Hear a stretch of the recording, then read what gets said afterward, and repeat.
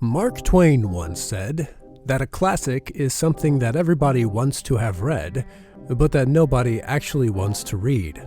By this definition, Stanley Kubrick's 1975 film Barry Lyndon certainly deserves to be called a classic. And despite being instantly recognized as a masterpiece and one of the most beautiful pictures ever made upon its release, it's not a film that many people want to watch. It's certainly among the least popular of Kubrick's films, and frankly, it's easy to see why. The film is a slow-paced historical drama about an 18th century social climber named Redmond Barry, who, far from being charismatic or even interesting, seems rather to be a charming simpleton who goes from being a gullible chump who is constantly taken advantage of to becoming a calculating, cold-hearted con artist who takes advantage of others. We watch as he rises from being a listless army recruit to being a spy and a gambler, and finally seducing his way into the British aristocracy by marriage. At which point his cruelty and selfishness end up destroying the life he has made for himself, and he ultimately loses everything he has gained. The film is undoubtedly fascinating, almost like a documentary in the way it portrays so many aspects of 18th century European life that other films simply don't. We see open-air peasant dances the way people might sit and eat outside. We see military recruiting practices, warfare, the disgusting conditions of the army, men sleeping in hay during watch duty, women working in the fields, military corporal punishment, various forms of dueling, aristocratic garden parties, and 18th century magic tricks, and even the way a child's birthday might be celebrated among the rich and wealthy of the 18th century. There are just so many details that are included in Barry Lyndon which other historical films just don't think or care about. One of the truly insane things about this film is that many of the costumes aren't costumes at all, but actual clothing from the time period.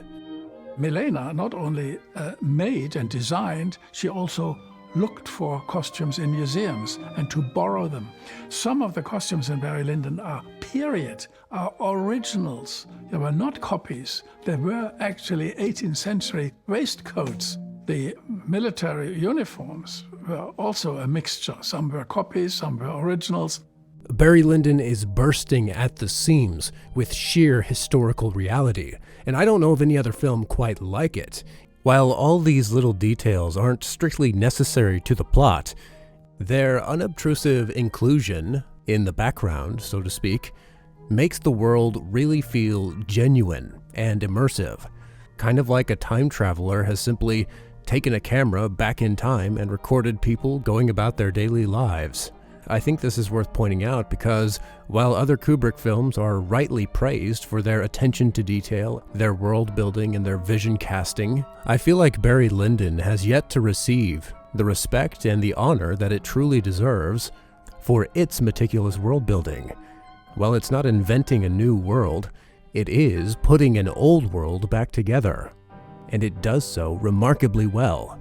If Humpty Dumpty were a metaphor for the passage of time, you might say Kubrick actually succeeded in putting the old egg back together and making history live again, even with all of its tedium.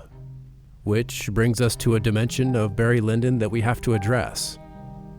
The reality is that facts and historical accuracy by themselves do not a story make. And it takes more than cinematography, even genius cinematography, to make a film that is, as a whole, great, or even just entertaining. A good story needs the juice of a riveting plot and magnetic characters, but Barry Lyndon seems to have neither. At first glance, the characters seem to be cut out of cardboard, lacking any personalities, and the performances feel stilted and hollow. Barry Lyndon is the ugly duckling of Kubrick's mature work. And not just in the sense that it hatched from its egg larger than the others with a hefty 3-hour runtime, but Barry Lyndon really is different in the sense that it simply does not have what other Kubrick films have.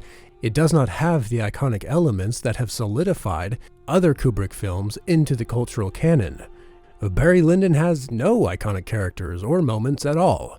There's nothing particularly controversial about the film, no taboo subject matter, no hint of a conspiracy theory, and nor does Barry Lyndon have any of the characteristically heavy Kubrickian themes for which films like Dr. Strangelove or 2001 and A Clockwork Orange have been praised. There is no commentary on modern life, no criticism of the war machine, no dire warning about a dystopian future or the hazards of AI, or the folly of political leaders. And because Barry Lyndon lacks these topical issues, even Kubrick himself admitted that Barry Lyndon was difficult to talk about. And a film which is difficult to talk about is almost by default destined to some obscurity. But, as we all know, The Ugly Duckling is different from the rest precisely because he is in fact a beautiful swan. And Barry Lyndon truly is a masterpiece, not just in the visuals, but in story and storytelling, even though that consummate beauty might be difficult or even seemingly impossible for some to see. You know, I'm reminded of something that Plato once wrote. He said that the act of seeing something beautiful was like having a stream of particles pouring into our eyes and down into our souls, warming us and causing us to grow wings on the inside. These wings struggle and flap, yearning in desire, making us feel pain and joy. And this, he says, is what it means to feel what we call love. That image has always stuck with me, and in a sense, I think this kind of experience can go beyond romantic love and be applied to everything in our lives. We walk around, we see trees and flowers, buildings and faces. We hear music, tour museums, and watch movies, and the beauty of these things pours into us. But sometimes it doesn't. Sometimes we feel nothing at all. It's like we're numb to the things around us. As Plato said, it's like our souls are calloused over, and we can't grow our inner wings, leaving us unable to understand how anyone could love Mozart or AC/DC. Because we simply don't feel anything, at least not anything good, when we encounter them. And we conclude that such things must simply not be that good, or that beauty is simply in the eye of the beholder, and not from outside it. But the good news is that experience itself teaches us that this can change. We don't have to live very long before someday we find that suddenly some of our calluses are cracking and falling off, and something that we had never before connected with suddenly moves us deeply. The question is, how do we make it so that the things around us pour into our senses and into our souls in such a way that we really feel it? Well, Plato believed that words are able to direct the soul, and I think if we are able to think and talk about Barry Lyndon, perhaps with beautiful words, then we can move our minds into different shapes, configurations, and frames so that cracks appear in our calluses and beauty begins pouring in between them. Our souls will be undamned, and I think Barry Lyndon will absolutely take possession of us. For me, the key to falling in love with this film was to understand that Barry Lyndon is a film which conveys deep reality and invites participation, chiefly through silence. You might notice that the characters seem hardly to say anything at all. The whole movie is spent watching these characters, but we don't often hear them speaking for themselves. Generally, the only way we get to know their thoughts and feelings is when these things are revealed by the narrator. When Barry saw the splendor of the Chevalier's appearance, the nobleness of his manner, he felt it impossible to keep disguise with him. Those who have never been out of their country know little what it is to hear a friendly voice in captivity. And there's many a man who will not understand the cause of the burst of feeling which was now about to take place. And sometimes we don't even get that. It was the film critic Michel Simon who first pointed out in an interview with Kubrick that Barry Lyndon is almost like an old silent film. And Kubrick agreed, saying, "I think that silent films got a lot more things right than talkies." Barry and Lady Lyndon sit at the gaming table and exchange lingering looks. They do not say a word. Lady Lyndon goes out on the balcony for some air. Barry follows her outside. They gaze longingly into each other's eyes and kiss. Still not a word is spoken. It's very romantic, but at the same time, I think it suggests the empty attraction they have for each other that is to disappear as quickly as it arose. It sets the stage for everything that is to follow in their relationship. Thus, the absence of dialogue, something that many people would find boring, especially if they went into Barry Lyndon expecting the action-packed or verbose drama of typical blockbuster period pieces, but in Barry Lyndon, functions as a tool to convey something that no other kind of film is able to convey. As Kubrick hints, the silence of the characters is revealing something about them and their relationships to each other. And this just means that we have to pay close attention, not to what the characters say, if they say anything, but to the characters' faces. It was Roger Ebert who observed, interestingly, that the characters seem primarily cast for their faces rather than their presence, and certainly not for their personalities. But he doesn't explain why. I believe it's because the film is meant to take the form of a high-stakes card game, where the characters, like gamblers, sit before us silently, hiding what's going on inside their heads from us and each other, as they try to exploit and conquer everyone around them, including us. While we do have the narrator to commentate the game at times, it's ultimately up to us to break down the characters from the outside, picking up on their tells, reading the hand that they are holding in the reflection of their eyes. I think this is fundamentally how Barry Lyndon is meant to be watched, and not least because card games and gambling are so structurally integral to the film, as well as its characters. Not only will Redmond Barry make his fortune as a gambler, but the very first time we are introduced to him, he is playing cards with his cousin. And while it seems to be a friendly game without any stakes, it is in fact a gambling match with real losses, where the players are not just hiding their cards and strategy, but their deepest intentions from each other. The object of Barry's attention, and the cause of all his early troubles, was his cousin. His cousin is the cause of his early troubles because he is in love with her. His very first love, in fact, but she treats him as a petty plaything to be manipulated.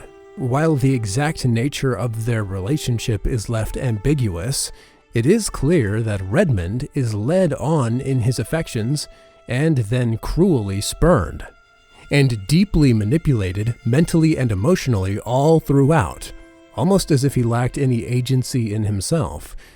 Even if his cousin isn't always pulling the strings, she is winding him up like a wind-up toy and setting him in motion, causing him to take actions that not even she intends. When she becomes engaged to a British officer named Captain Quinn, Redmond is consumed with jealousy and challenges Quinn to a duel. After seeming to kill the captain, Redmond is forced to go on the run, though it is later revealed that Redmond's gun had been loaded with a non-lethal charge, which means that the captain subsequently recovered and married his cousin. Redmond was soundly tricked. Thus, from the very beginning, we might think of Redmond as a male equivalent of Lolita. He is a mere boy who is fatherless. The film opens crucially with the death of his father, and whether or not he is physically abused, he is, at the very least, mentally manipulated, controlled through the exploitation of his emotions, and certainly taken advantage of. His cousin even refers to him as a lapdog or a parrot. Good heavens, Captain Quinn, he is but a boy and don't signify any more than my parrot or lapdog. Oh, indeed. Are you then in the habit of giving intimate articles of your clothing to your parrot or lapdog? And it's the disorientation of this relationship and its consequences that will set Redmond Barry on a path to becoming a monster. And a parrot he will indeed be. As he is treated, so he will become. As he is labeled, so he is. Throughout the rest of his life, Barry will mimic, like a parrot, the people around him.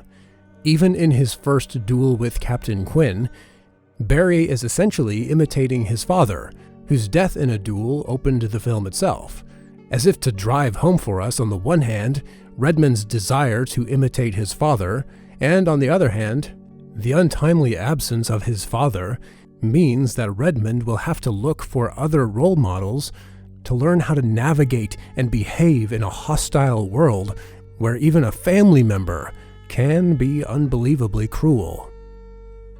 It's at this point, as Redmond is forced to go on the run, that another fascinating aspect of the film emerges, namely the question of fate and destiny.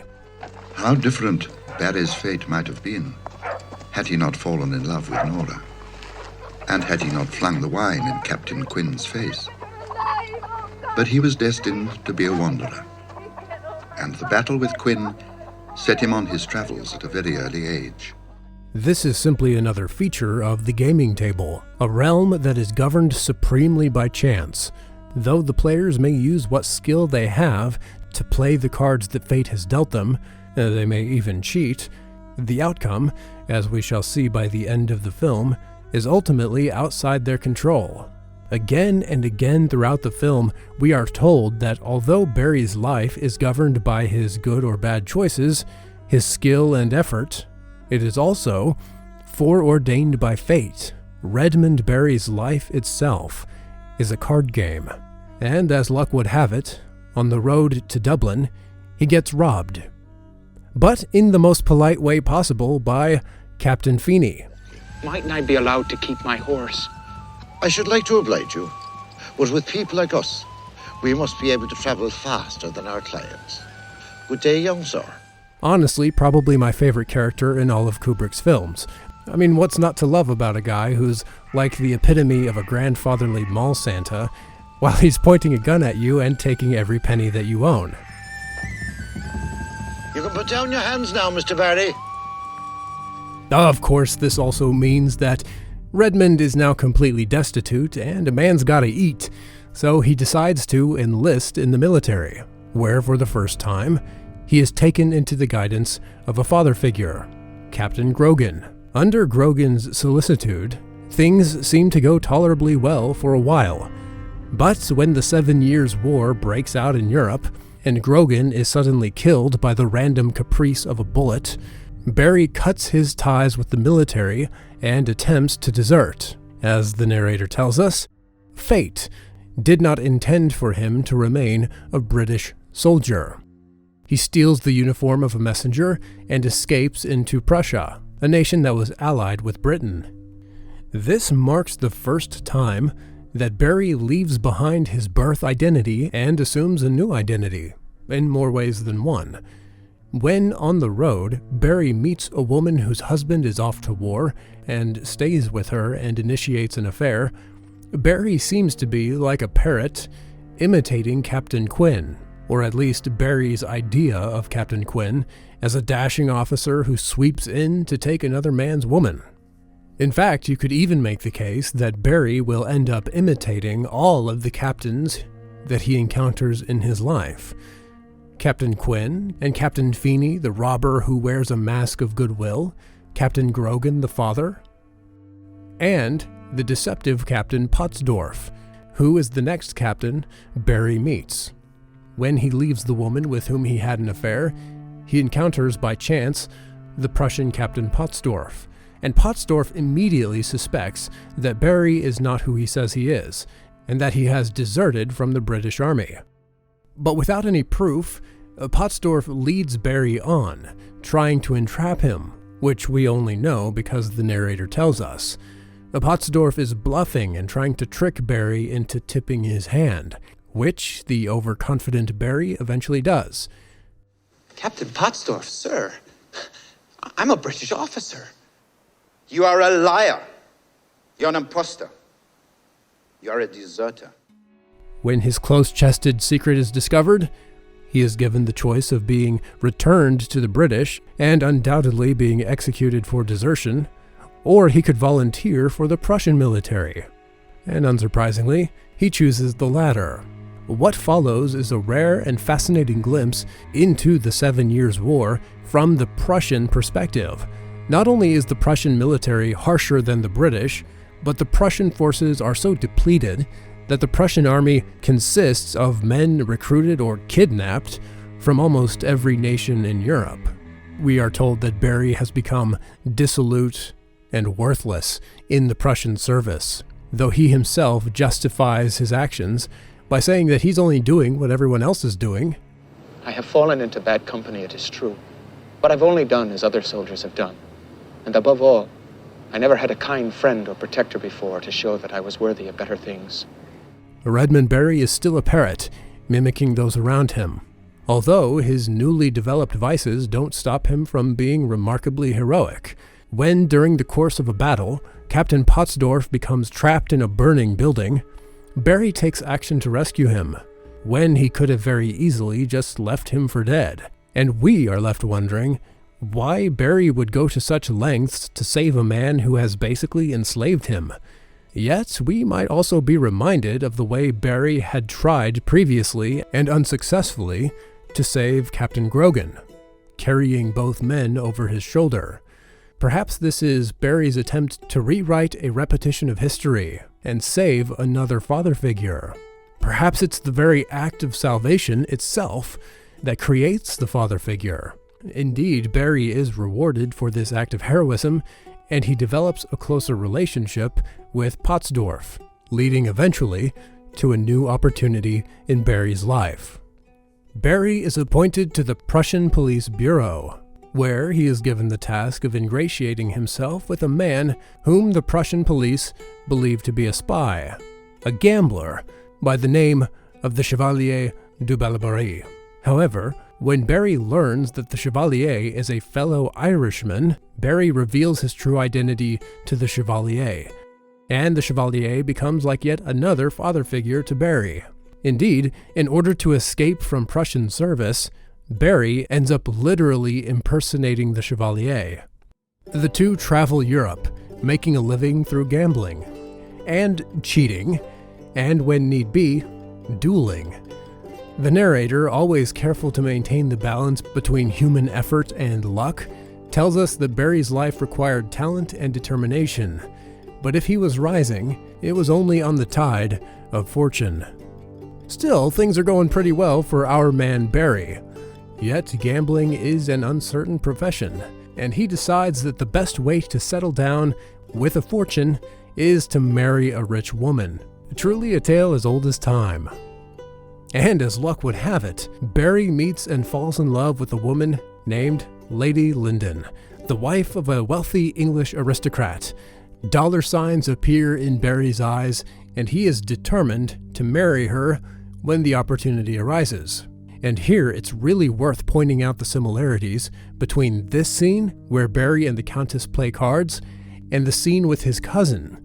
Just as his cousin had taken advantage of him, mentally and emotionally manipulating him over cards, Barry cheats the Countess and ultimately emotionally manipulates her over cards as well. Both card games end with the victor forcing a kiss out of the vanquished, not altogether unwilling, thanks to the magic of manipulation. Redmond Barry truly is his cousin's parrot, mimicking what he has seen from her. But Barry also wants to parrot Sir Charles Lyndon and occupy his identity, just as he has parroted a dozen men before. He wants to step into my shoes! As luck would have it, it seems that Redmond Barry will be able to do just that when Sir Charles Lyndon dies. Thus ends the first part of the film, which has chronicled how Redmond Barry made his fortune. The second part of the film is, conversely, about the misfortune and disaster which befalls Barry Lyndon. Just as he has risen to an incredible position through the combined forces of his own efforts, undergirded by chance, he will also be undone by his own cruel behavior, working within the theater of fate. After the death of Sir Charles, Barry is quick to marry Lady Lyndon. This is the high point of Barry's life. Not only has he entered the settled life of the aristocracy, but he is even able to add Lyndon onto his name, thus becoming Barry Lyndon.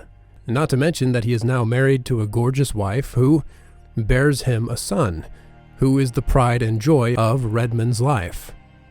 Yet, all is not as harmonious as it may seem from the outside. Barry's stepson, Lord Bullingdon, suspects that in actual fact, Barry does not love Lady Lyndon at all, and that he only married her for her fortune.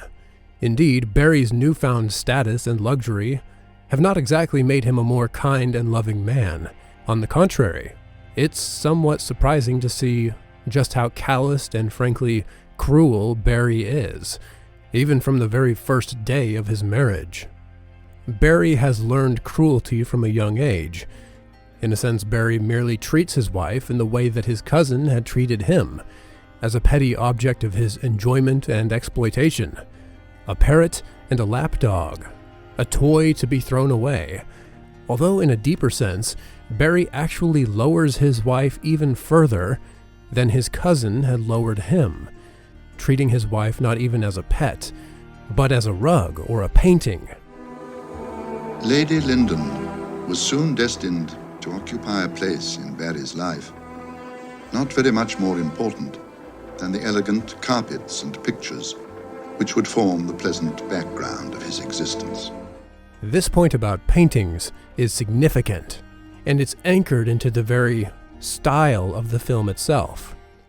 And the use of the zoom lens is very interesting because you would never do, who would think? Use a zoom lens in the past? Never. No, the zoom lens flattens it out like 18th century painting. The visuals of Barry Lyndon are unique and instantly recognizable. The way that Kubrick arranges his scenes is strange and different, and yet it feels deeply familiar. Indeed, many of Barry Lyndon's scenes mimic the frozen image of a painting, and particularly the paintings of the 18th century. Some of the scenes even reenact actual paintings. The characters in Barry Lyndon are not just laconic. What's remarkable about them is that they are so often motionless. When Barry is robbed, the highwayman stands stock still, without gesticulating.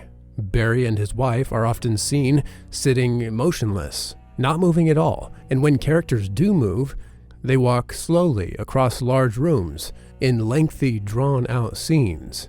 Now, on the one hand, this serves a clear stylistic purpose. Kubrick is using the style of 18th century paintings to immerse us in the 18th century itself, like immersing us in the waters of a pool that, once we are baptized into it, tints everything around us with an opaque screen of water. In Barry Lyndon, everything has the tint of historical reality. But the painterly style also serves a thematic purpose. As the film becomes canvas and the light becomes paint, the people portrayed seem robbed of their personality and agency. They are models more than actors, images rather than living things. The significance of a painting is that, though it is a beautiful thing, it is merely a beautiful facsimile of the real thing it portrays. It's not the real three-dimensional living, breathing person itself. Moreover, a painting is a completely determined thing. No painting exists without a painter creating every brushstroke. In Barry Lyndon, that artist seems to be fate itself, which paints the scene of every character's life. And if life imitates art nowhere else, it does so in Barry Lyndon, imitating the fatalism of the pictures that Barry surrounds himself with. As much as he has striven to create his own life and luck, even Barry himself has been created by fate, every event in his life having been merely so many brushstrokes of an unseen painter. Thus, when we consider the overall philosophy which Kubrick's body of work plays around with, Barry Lyndon presents us with a fascinating and invaluable nuance. So much of Kubrick's work asks what it means to be human when surrounded by forces that are trying to gain possession of us and changing our personalities, whether in the form of environment and substance abuse, politics and social structure, individual relationships, or extraterrestrial life and artificial intelligence. But if A Clockwork Orange is the clearest and most defiant argument that if we are to be human, we must be able to make choices, then Barry Lyndon immediately invokes the counterpoint, asking what it means to be human in a life where, even if we can make choices, our choices themselves seem to be controlled by an all-pervasive and omnipotent fate, a fate that orchestrates and lords over every other relationship that may try to manipulate us. And, like clockwork, Barry Lyndon confronts us with these questions without giving us any solid answers. Perhaps there is some hint for us or some consolation in the fact that even though destiny is supreme from beginning to end, not every character in Barry Lyndon is lifelessly two-dimensional or painting-like. It's worth pointing out that rather than being like a still painting from beginning to end, the film progressively becomes more like a painting as it proceeds. In the beginning, there are dances and battles and fast-paced duels and joviality, but not in the end. When there is a scene of dynamic action, with handheld camera movement, Kubrick at least makes sure it happens in a hall framed on all sides by paintings. Redmond Barry himself seems to become more like a painting over the course of the film, speaking and moving less and less. And it was Kubrick himself who further explained how the increasing silence of the film, what I call a portrait-like silence, reveals Barry's character transformation. At the beginning of the story, Barry has more people around him to whom he can express his feelings. As the story progresses, and particularly after his marriage, he becomes more and more isolated. There is finally no one who loves him or with whom he can talk freely, with the possible exception of his young son, who is too young to be of much help. At the same time, I don't think that the lack of introspective dialogue scenes are any loss to the story. Barry's feelings are there to be seen as he reacts to the increasingly difficult circumstances of his life. I think this is equally true for the other characters in the story. Thus, the film's characters dictate the nature of the film's style, and the film's style tells us all we need to know about our characters. Perhaps Redmond Barry becomes like a painting himself because he treats others like paintings. The measure you apply to others will be applied to you. And this will ultimately be the key to Barry's downfall. Despite his new life of luxury, Barry is still troubled by the fact that he himself technically has no money. Since he himself is not a noble, he cannot possess Lady Lyndon's fortune. Should something happen to his wife, he will be penniless. You have not a penny of your own, and cannot transact any business without the Countess's signature. There is only one way for you and your son to have real security. You must obtain a title. I shall not rest until I see you, Lord Lyndon. His next venture, therefore, is to try and secure future wealth by obtaining a noble title. To this end, he begins prodigally spending the money that Lady Lyndon has and even doesn't have, accruing credit as he tries to ingratiate himself with the English nobility. These efforts, however, will ultimately fail, not just because of fate, but functionally as a result of Barry's own cruelty to his wife and stepson. Lord Bullingdon has hated Barry from the beginning, but this hatred becomes full-blown hostility and he becomes an enemy to Redmond Barry whenever Barry resorts to physically beating Lord Bullingdon on multiple occasions, in scenes which could be seen as mirroring the gauntlet from Barry's time in the Prussian military. Barry is reenacting the disciplinary behavior he learned in the service, but he is about to learn that unfair harshness toward a lord has greater ramifications than harshness toward a lowly recruit. Bullingdon is determined to ruin Barry's chances at receiving a title, and tries to sabotage his stepfather by making him look bad in front of the other English aristocrats. I have borne as long as mortal could endure the ill treatment of the insolent Irish upstart whom you have taken into your bed.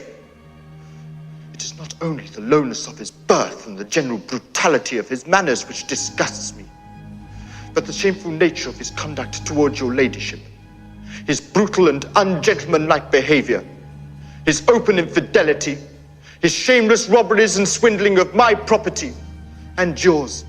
While this isn't good for Barry Lyndon's public image, ultimately it's Redmond Barry who ruins Redmond Barry. And in an outburst of rage, Barry beats Bullingdon publicly. This scene mirrors the fight Barry had early on in the army, which was also captured using a handheld camera, perhaps signifying that the old Barry is reasserting himself. In both situations, he is fighting for his pride. In his own mind, he is perhaps fighting for survival. But still naive and lacking in any self-awareness, and perhaps blinded by rage, he is unable to see that he is not winning any friends here, and nor is this really a fight, but it is another petty beating. Instead of being the small guy against the big guy, he's the big guy beating up the little guy. He is the bully now, and he has truly and irrevocably disgraced himself, ruining any chances at receiving a title. After this music recital debacle, a zoom out shows Barry small against an increasingly overwhelming world. The English nobility avoid him, and the debts he has accrued in the process of trying to buy a peerage come due. Troubles are stacking up for Barry Lyndon. The one comfort he still has in life is his son Brian. However, even this small joy will be taken from him.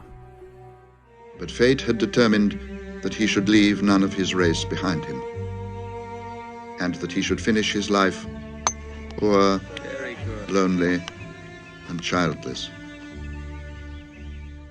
Barry's one redeeming quality is that he is a truly loving father, at least to Brian. Having lost his own father at a young age, his entire life seems to have been a search for a father.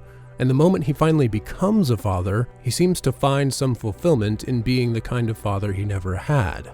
He teaches Brian dueling, as if he wants Brian to imitate him the way that he had imitated others. He tells his son exaggerated stories as if to solidify his own identity, the identity he wishes that he had, in other people's eyes. He at least tries to be present in Brian's life in a way that no other father figure had remained present in his own life. Barry dotes on him, spoils him, and indulges him, perhaps more than he should. It seems to be Barry's lenience that leads to disaster for the boy. When Barry buys Brian a horse for his birthday, and Brian sneaks out to go for a ride on the horse in secret, the horse throws Brian because it is not fully broken in, and injures him fatally. The doctors were called. But what does a doctor avail in a contest with the grim, invincible enemy? Brian's slow death is perhaps the only truly gut-wrenching, tear-jerking moment in Kubrick's entire body of work. I have no doubt that Barry Lyndon is, perhaps paradoxically, Kubrick's most emotional film. Devoid of the more intellectual revulsions of horror, fear, disgust, and anger, Barry Lyndon revolves around emotions like true love, whether it is romantic or unrequited, fatherly or motherly, as well as emotions like sorrow, indignation, pride, prejudice, and pure, unalloyed hatred, sane and lucid. Brian's death marks a turning point in Barry's story. Redmond and his wife are now all but completely estranged. The last bond holding them together is now severed. As Lady Lyndon withdraws from life, Barry and his mother try to gain more control of her estate, leading Lady Lyndon eventually to attempt bidding farewell to the cruel, cruel world. Thankfully, her attempt fails, and when news of her attempt reaches Lord Bullingdon, he is understandably outraged, and he places the blame squarely on Barry Lyndon, and he is determined to challenge Barry to a duel. At this point, it's worth stopping again and noticing the similarities between the duels that begin and end Barry's journey. Both the young Barry and the young Bullingdon are willing to kill or die for love. while also being driven by no small amount of pride. The young Barry had challenged Captain Quinn because the captain had swept in to marry the woman he loves, though it is interesting that Captain Quinn was marrying Nora despite the fact that she didn't have a penny, whereas Lord Bullingdon is challenging Barry because Barry not only swept in and married his mother, but because Barry only married his mother for her money, and has nearly ruined their fortune. Barry has become worse than Captain Quinn himself, his original arch-nemesis. There's no question that the two duels are meant to be seen as mirror images. The first shot of both are nearly identical, though the last duel is much longer than the first, painfully long and drawn out, a device that serves to build agonizing tension, as well as perhaps reinforcing the sense that reality is slowing down and beginning to freeze into the stillness of a painting, showing us how Barry is changed, how he has become worse even than the people he originally hated. But there's also another interesting similarity between these two duels. Namely, just as Barry did not really shoot Captain Quinn, at least with an actual bullet, in this final duel, he doesn't shoot Lord Bullingdon either, even though he has the opportunity to do so. When Lord Bullingdon's pistol misfires, Barry could easily kill the young lord and move at least one step closer to securing Lady Lyndon's fortune for himself. But in a surprising move, Barry chooses not to kill him, firing instead into the ground. For me, this is one of the most poignant moments in all of Kubrick's filmography, on par with the end of Paths of Glory and Full Metal Jacket. But what makes this moment in particular so powerful is the air of mystery. We don't know why Barry spares his enemy here. Redmond Barry, the ex-soldier and duelist, has no qualms about killing, and he certainly has the ability to do so. But why doesn't he? Is there some change in him? Some mercy? Some regret for the course of his life? Is it eye-rolling contempt for an easy-living, high-bred noble who has never had to struggle as he has, and doesn't even know how to properly cock a pistol? In the military, Barry may have been beaten often, and instead of becoming bitter, Barry uses that energy to climb to the top.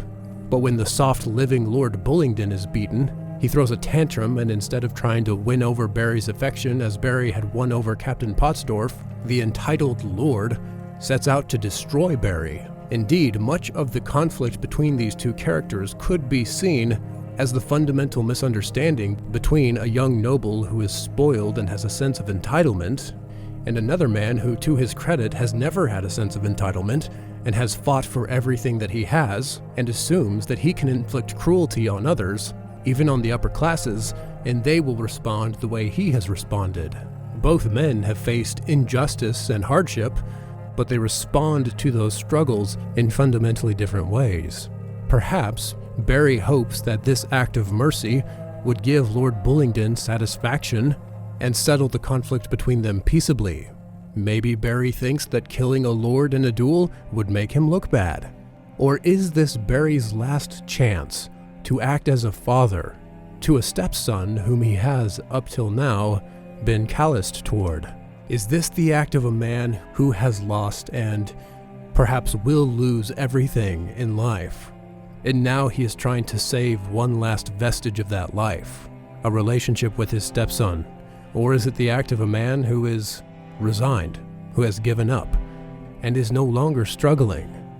The beautiful thing about this film is that we simply do not know, and while I personally am not the biggest fan of ambiguous endings, since I think they are most often lazy cop-outs meant to contrive a sense of pseudo-profundity, the reason why I think this works in Barry Lyndon is because from the very beginning, Barry Lyndon has been a card game.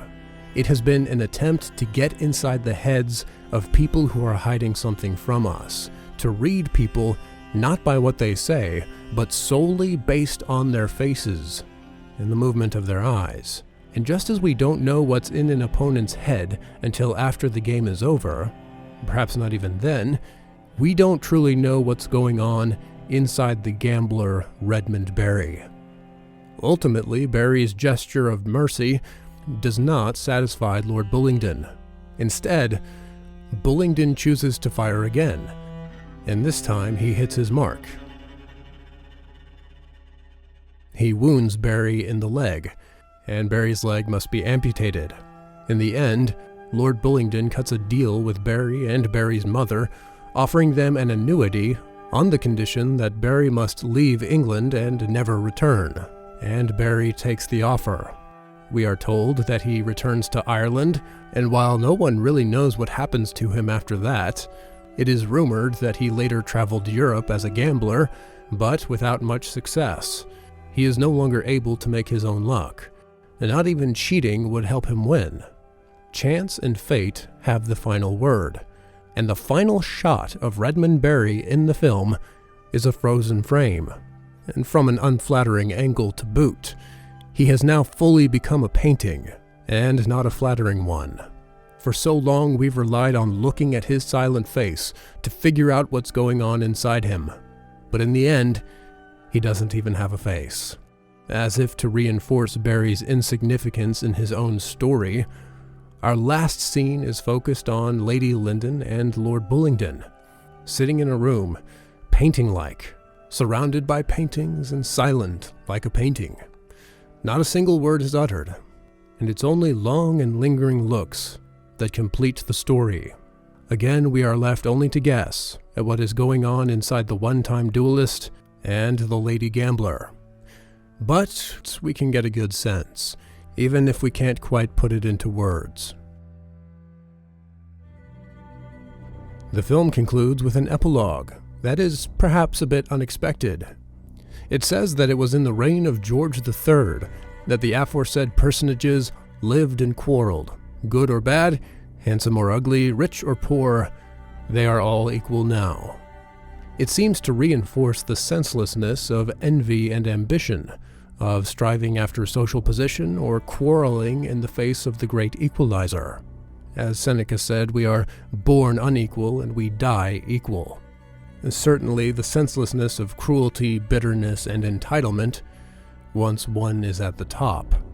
I think one of the reasons that this film leaves me with such a palpable sense of depression at the end is because of Kubrick's portrayal of the aristocracy in the second half. Life seems so hollow, empty, and depressing. Do we feel like Barry or Lady Lyndon is ever truly happy, even despite the former's indulgence in all manner of pleasures? Is Lord Bullingdon really happy, even after his triumph? He just goes back to managing account books. Is there life pulsing in any of these characters? Perhaps only when they are around the young Brian, gleeful and rambunctious, who has not yet been crushed into the shape of an aristocrat. Contrast the stiffness of the upper classes in the second half of the film with the lower classes in the beginning of the film.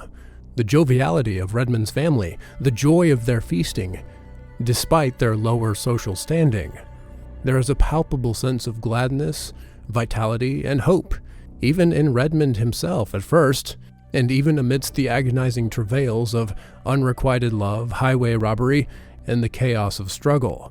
In its bright portrayal of the less fortunate, Barry Lyndon is almost Dickensian, and in its tragic portrayal of the upper classes, where life is found to be troubling, tedious, and even deeply agonizing, it is reminiscent of a Russian novel. We find that rights and privileges don't bring happiness, and inequality does not bring unhappiness, but thinking and conduct make it so.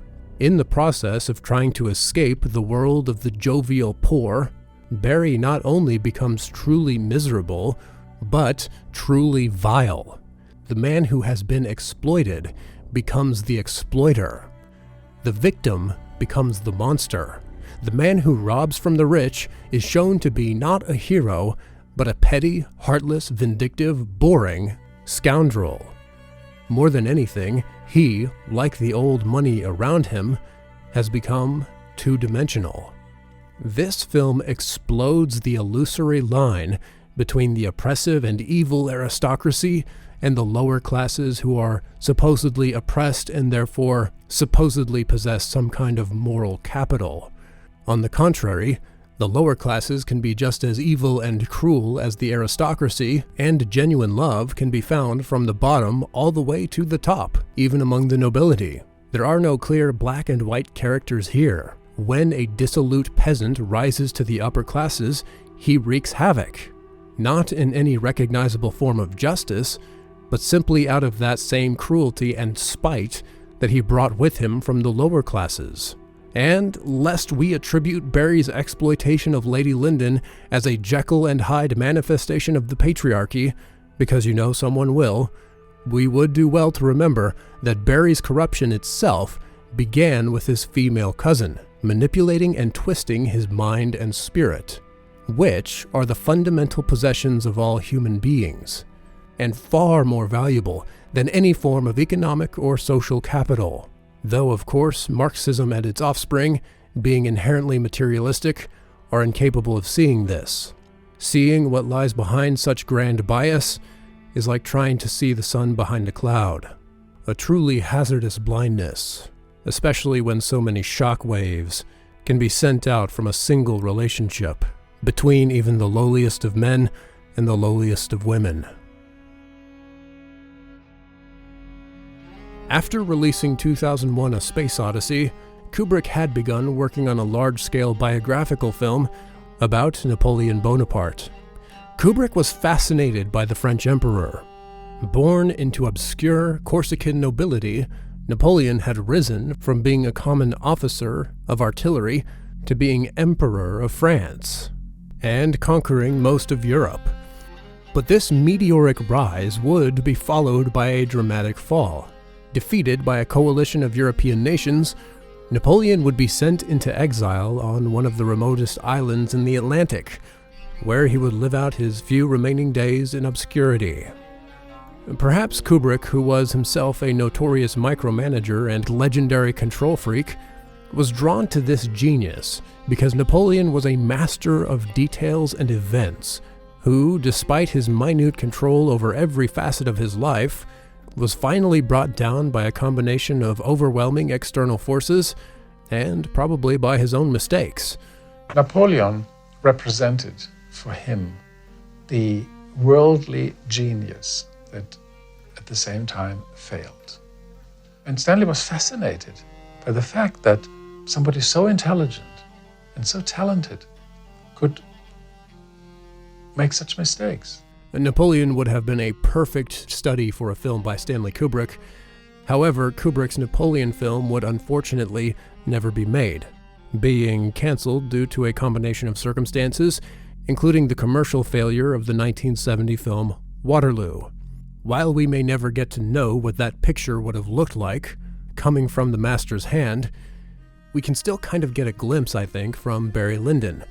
The massive amount of historical research that Kubrick accumulated for Napoleon would subsequently be poured into Barry Lyndon, a tale which bears striking thematic resemblances to the real-life drama of Napoleon's rise and fall, albeit on a much smaller scale. Both stories chronicle the rise and fall of a man who struggles and strives for control over himself and others. The fictional life of Barry Lyndon, as well as the true life of Napoleon, and even to a certain extent the true life of Stanley Kubrick himself, all tell the story of men who struggle for control over their own lives and even over the lives of others. And Barry Lyndon attempts to come to terms with the reality that our control can be stripped away from us in the blink of an eye.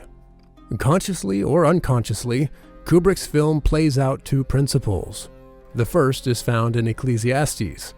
The race is not to the swift, and the battle is not to the warriors, and neither is bread to the wise, nor wealth to the discerning, nor favor to men of ability. For time and chance happen to them all. The second principle is found in the Gospels. Whoever exalts himself shall be humbled, and whoever humbles himself shall be exalted. Bonaparte's hubris leads to exile. Caesar's ambition leads to a silent body left on the floor, as with so many dictators. If there is any deification of the fallen, it is left to some Antony or Octavian to make a myth out of the gory mess left on the ground. But for the rest of us, like Barry Lyndon, we aren't even allowed the post-mortem lie of a great myth. If we have been foolish enough to wreck the world around us in the name of ambition, or alienate the ones we love because of pride, or ignore the ones most precious, or to be driven by the lure of wealth and control into senseless and harmful desires that plunge us into destruction, there remains for us only reality, only silence.